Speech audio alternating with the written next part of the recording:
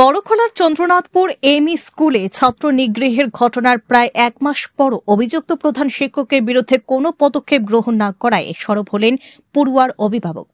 সংবাদ মাধ্যমের সাথে কথা বলতে গিয়ে সুমন রায় নামের পড়ুয়ার অভিভাবকরা জানান, গত 19শে ডিসেম্বর ছাত্রকে শারীরিক নির্যাতন করলে প্রধান শিক্ষক মৌসুম দত্তের বিরুদ্ধে মামলা দায়ের করেন।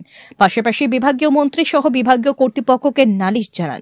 বিভাগীয় কর্তৃপক্ষ স্কুলে এসে তদন্ত করে গেলেও আজ পর্যন্ত কোনো পদক্ষেপ গ্রহণ করা হয়নি বলে অভিযোগ করেন ছাত্রটির মা মণি রায়, বাবা শ্যামল রায় সহ অন্যান্যরা। শীঘ্রই বিহিত ব্যবস্থা না নিলে মুখ্যমন্ত্রীর দৃষ্টি আকর্ষণ করেন তারা। এদিকে একই দাবি জানান এলাকার রুবি চক্রবর্তী, মিন নমশূদ্র, লক্ষ্মী, রিকি আসন সহ অন্যান্যরা। নমস্কার, আমার নাম মণি রায়। আমার ছেলে এখানে চন্দ্রনাথপুর এমই স্কুলের ছাত্র।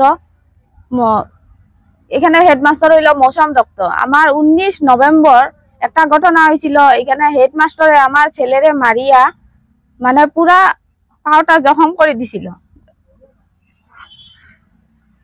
জখম করার পরে আমি বহুত ধরনের মানে এখানে যেখানে বড়খলা থানা আছে এখানে আমি কেস দিছি। দেওয়ার পরে কোনো আমি ন্যায় এখনো কিছু পাইয়ার না। কিন্তু আমি এই বিষয় লইয়া আমি ইন্সপেক্টর স্যারের কাছে, ডিসি স্যারের কাছে, এমএলএ স্যারের কাছে, তারপরে বড়খলা যেটা বিও স্যার তার কাছেও গেছি।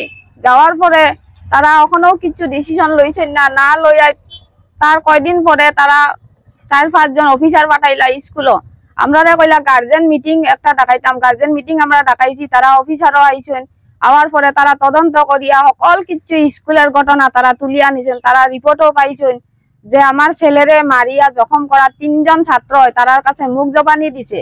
তারপরে তারা নিজেই তারা স্যারসকলে পাইছেন যে স্কুলের ছাত্ররে মাস্টরে কেমনে কাজ করায়, 9 ক্লাস এমই স্কুলে করার এটাও তারা তুলিয়া নিছেন। তারপরেও মানে এখন পর্যন্ত আমি কোনো ন্যায় পাইয়ান না। অতটুক মানে করার পরে, অতটুক অভিভাবকের সিগনেচার দেওয়ার পরে, অতটুক অভিভাবক হওয়ার পরে এই মাস্টারটা এখানে থাকতো নাই করিয়া সরি যাইতো এখান থেকে। কিন্তু এই বিষয় লইয়া এখনো আমরা খালি কয় আপনারা 2 দিন অপেক্ষা করেন। ইন্সপেক্টর স্যারের কাছে ফোন করলেও কয় আপনারা 2 দিন অপেক্ষা করেন। আমরা অপেক্ষা করতে করতে তো 1 মাস শেষ হয়ে যায়, আর 2 দিন বাকি 1 মাস। 19 তারিখের ঘটনা, আবার 19 তারিখ আই যায়। কিন্তু এখন পর্যন্ত আমরা কোনো ন্যায় এখন পর্যন্ত পাইছি না। এই মাস্টারটা এখান থেকে সরে না কেন?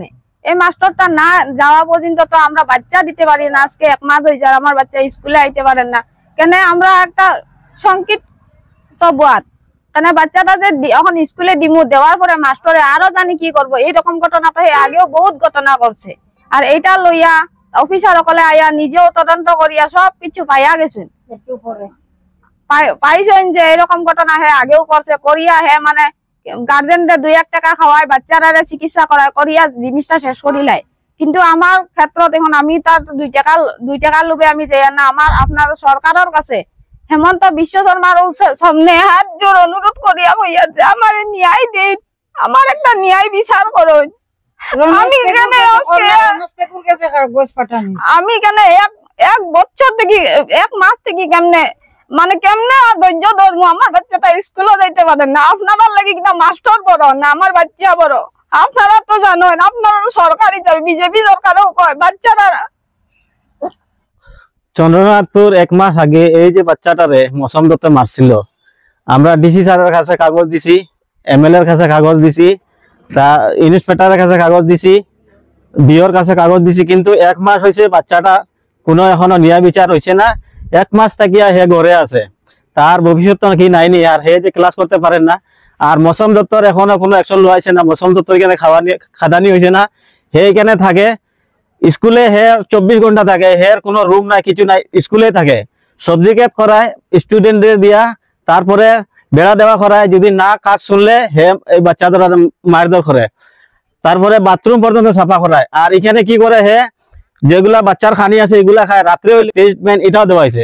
এখন আমি চাই মানে আমার বাচ্চা তো স্কুলে যাইতো, আর মৌসুম দত্ত এখান থেকে শর্ত যদি 1 সপ্তাহের ভিতরে যদি রেজাল্ট না পাই, তাহলে আমি মাননীয় মুখ্যমন্ত্রী হেমন্ত আমার এখানে যাইমো, যাইয়া এই নিউজটারে আমি আরো একবার দিম। এতটুকুই আমার কোয়ার, কিছু আর নাই। দীর্ঘদিন যাবত 1 মাস যাবত আমরা এই মৌসুম দপ্তরে সরানি লাগিয়া অনেক কিছু করছি। অনেক অফিসও গেছি, অনেক জায়গা কাগজপত্র দিছি, ভাইরাস সব জায়গাত হয়েছে। হেমন্ত বিশ্ব শর্মারেও দেওয়া হয়েছে, শিক্ষামন্ত্রী রনজ পেগুরেও দেওয়া হয়েছে। কিন্তু আজ পর্যন্ত কেউ লড়ে না। এটার কারণ কিটা? চন্দ্রনাথপুরের জনগণ কি তারার কাছে মনুষ্য মানুষ বলিয়া মনে হয় নানি যে এই এখানে টি গার্ডেন এমপ্লয়ি সবসময় তারা টি গার্ডেন এমপ্লয়ির উপরে নজর বেশি রাখে, কিন্তু আজ ওখান পর্যন্ত কোনো টি গার্ডেন এমপ্লয়ি কোনো বাচ্চারার উপরে কোনো নজর রাখেন না। কারণটা কি তারা কি কোনোখানো ঘুষ খাইয়া বইছে? যদি ঘুষ খাইয়া হয় আমরা জানাও আমরা ঘুষ খাই নিছি, আমরা এইরকম পারতাম না, মাস্টাররা দেওয়ার ক্ষমতা নাই, অফিসও চেয়ারও বইলে তো হইতো না। আমরা জনগণকে দেখতে লাগবো, আমরা বাচ্চারা দেখতে লাগবো, আমরা বাচ্চারা স্কুলে বরণ পোষণ, বাচ্চারার কোনো শাসন নাই, কোনো ধরনের কিছু নাই, স্কুলে গেলে যা তা ব্যবহার করে, যা রকমের যা কুচ্ছু অশ্লীল ভাষায় কাজ করে, এটা তো সম্ভব না, এটা আমরা মানিয়ে নিতে পারছি না। এদিকে অভিযুক্ত মৌসুম দত্ত পাল্টা অভিযোগ করে বলেন, স্কুলে তার উপর আক্রমণ হয়েছে, এই নিয়ে তিনি মামলা দায়ের করে প্রশাসনের উপর আস্থা রেখেছেন।